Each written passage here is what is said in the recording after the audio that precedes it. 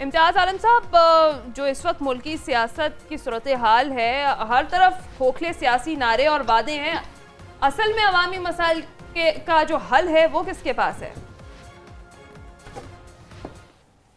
मालूम नहीं किसके पास है, इन पार्टियों के पास तो नहीं है।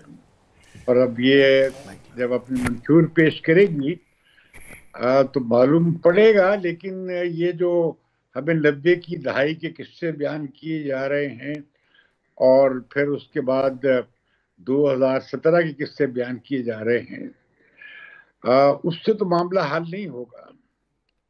दुनिया बड़ी तेजी से बदली है, माशी मसले ज्यादा पेचीदा होकर सामने आए हैं।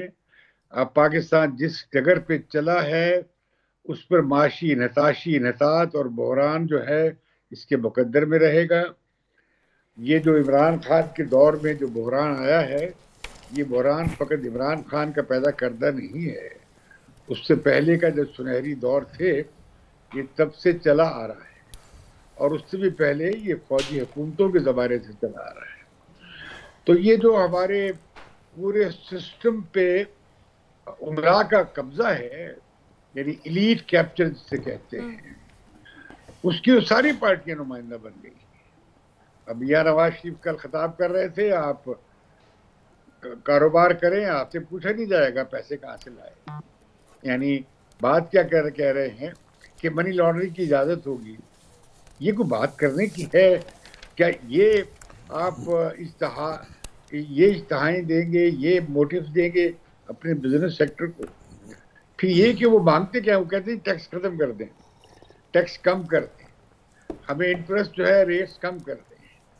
वो सारी राहत मांगते हैं, लेकिन बाद में ये गारंटी देने के लिए तैयार नहीं है कि वो बरामदात कितनी बढ़ाएंगे और पैदावार कितनी बढ़ाएंगे और जीडीपी ग्रोथ कितनी करेंगे। इसी तरीके से आप देखेंगे कि अभी फिर IMF प्रोग्राम के बाद सामने आई ये बात, वज़ीर ख़जाना मोहतरमा ने फरमाया है कि हम रिटेल सेक्टर पे और ये जो है रेंटल ये जो और एस्टेट बिजनेस है, यानी तामीराती शोबा कह ले, वो लोगों का उन पर हम टैक्स नहीं लगाने। तो फिर आप टैक्स किस पे लगाएंगे? अलमिया ये है कि जो IMF शराइत पेश करता है उसमें यह है कि जी आप अपने अखराजात कम करें। हम अपने अखराजात कम नहीं करते। वो कहते हैं कि अच्छा आप एग्जाम्पशन ख़त्म करें जो टैक्सों पर दी हुई हैं उमरा को, आप वो नहीं करते। वो कहते हैं जी अच्छा आप अपनी आमदनी बढ़ाएं। आमदनी बढ़ाने की ज़रूरी है कि आप टैक्स बढ़ाएं या अपने अखराजात कम करें। अब वो टैक्स भी उमरा पे लगाने के तैयार नहीं है। तो लिहाजा ऐसे मामला कैसे चलेगा?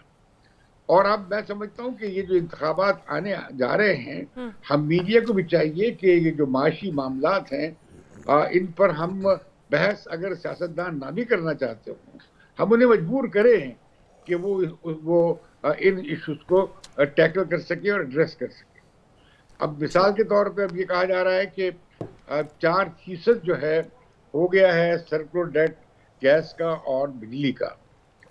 अब नवाज शरीफ साहब ने लाहौर चेंबर में ये सवालात पूछते, लोगों ने जब सवालात किए तो उन्होंने पूछा कि बताएं हम कैसे हल करें। दिलचस्प बात है कि पूरे चेंबर से कोई ऐसा जवाब नहीं आया या तजवीज़ नहीं आई। वो पूछ रहे थे भाई आप तजवीज़ दें कि भाई इसे हम कैसे ख़त्म करेंगे।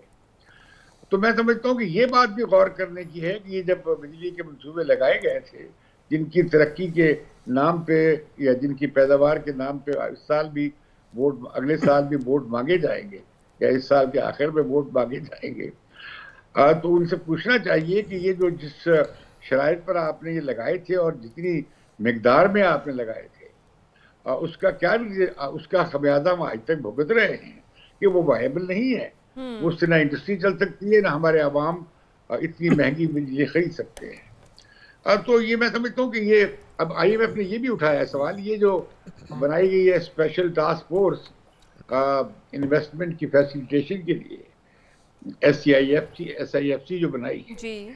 अब इससे इसका क्या मतलब है? अब आप देखें कारीगरी क्या है।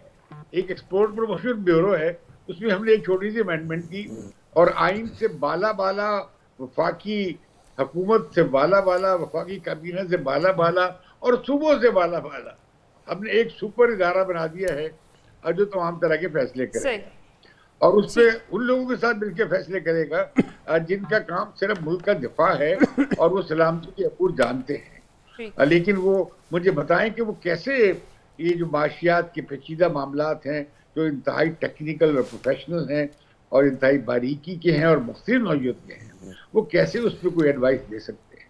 ठीक है। और तो मैं समझता हूँ कि ये जो सारा मामला हमारे मुल्क में चला जा रहा है, हम गलतियों से सीखने की बजाय उन्हें ज्यादा एंट्रेंच और ज्यादा मजबूत करते जा रहे हैं, गलतियों से सीखना जिससे चाहिए। मुझे तो कोई उम्मीद नहीं लगती कि आइंदा कोई बेहतरी आएगी। चले।